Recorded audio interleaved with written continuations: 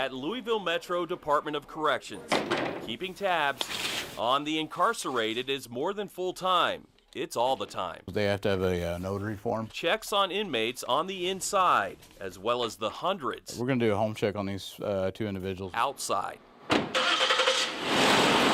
4 officers, Thomas Woods and his partner, Joseph Alexander. 922 tonight. Going to be a 2-man unit. Jail is spread out throughout the city. Mid-500, somewhere in there. Where cells are constructed by the walls, windows, and ceiling of a house. We're just making sure that they're following all the rules. Where the yard really is a yard. We've had some very volatile situations. And inmates aren't really locked up. Houses that have had explosives in it. A pipe bomb. 3 on to be exact. Because they have keys to the locks. Nothing about H.I.P. is routine. All right, how much stuff? It took you so long. When even accused violent offenders routinely participate in the home incarceration program. Something escalated, I don't know. Are you a violent person? Nah, I don't look like no violent person. Thomas Gage Nelson pleaded guilty to shooting a guy near the Big 4 Bridge a week before thunder over Louisville. Originally charged with first-degree assault, the 19-year-old is happy to be on H.I.P. You can answer the phone, you feel me? Instead of behind bars, enjoying all the freedoms while awaiting sentencing. You see, I just woke up when I wanted to. I was in there. I was getting woke up 11 o'clock for that bullshit jail. And I can eat some cereal, I can eat whatever I want. Nelson is on house arrest thanks to Judge Daryl Lavery. That's my man, you hear me? I ain't got no problem with that stand-upper. He got me out, so I'm gonna keep it right there. Judge Lavery. He should be the next judge. Actually, Judge Lavery got voted out 2 weeks ago. And Judge Sean Delahanty also lost re-election. There's a political consequence for this job. Delahanty took a lot of heat. Even though he has confessed to shooting him, there are defenses. Granting DeAndre Williams back in August 2017 home incarceration, even though police charged him with murder. It's a necessity. It's a necessity. In jail in Louisville, there are often not enough beds to go around. We have to use finite jail space for people that we're afraid of and not people that we're mad at. 32,000 inmates booked here per year. Last year, according to this Office of Performance Improvement report, the court ordered more than 7,000 on H.I.P., with about 6,100 actually placed on house arrest. We don't get to pick and choose. The report lists a small percentage of those accused of a big crime.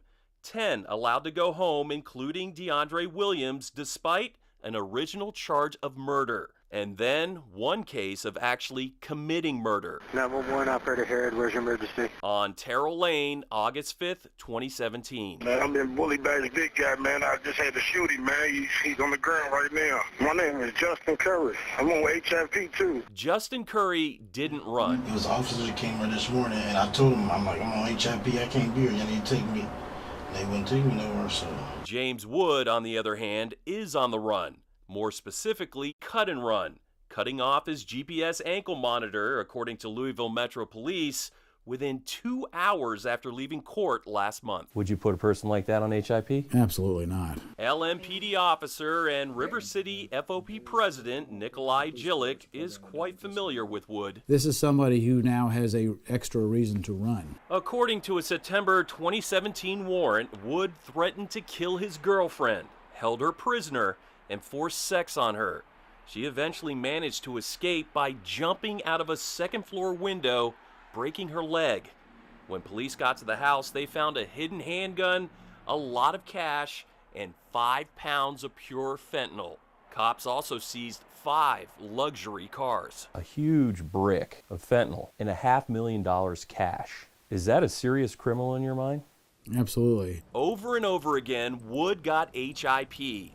It took a 6th time for him to become a federal fugitive. I think anybody could have foreseen that was a very high likelihood that would happen. Jillick says judges should use pretty easy common sense test to keep the really bad guys, those charged with violent crimes, behind bars. Anyone that strikes terror in people, so they can't take off before trial for the community's safety but also to help protect those who protect and serve. You gotta look for the guy again, and also this guy now knows what's coming to him. It really comes down to saving money. We're cutting folks loose, putting them on H.I.P, just really for saving money. Cost certainly is a factor. Metro Corrections points out that jailing an inmate is at least $72 per day, while one at home It's right around $10 per day, so there's a pretty dramatic cost difference. Obviously, it's cost effective to do this. Yeah, that's not the reason we do it. Metro Corrections Director Mark Bolton claims the purpose is to get inmates back to work, back with family, I think that's a win-win for folks. back to another chance at being law-abiding. The majority of those people have been successful. Do bad things happen? Indeed they do.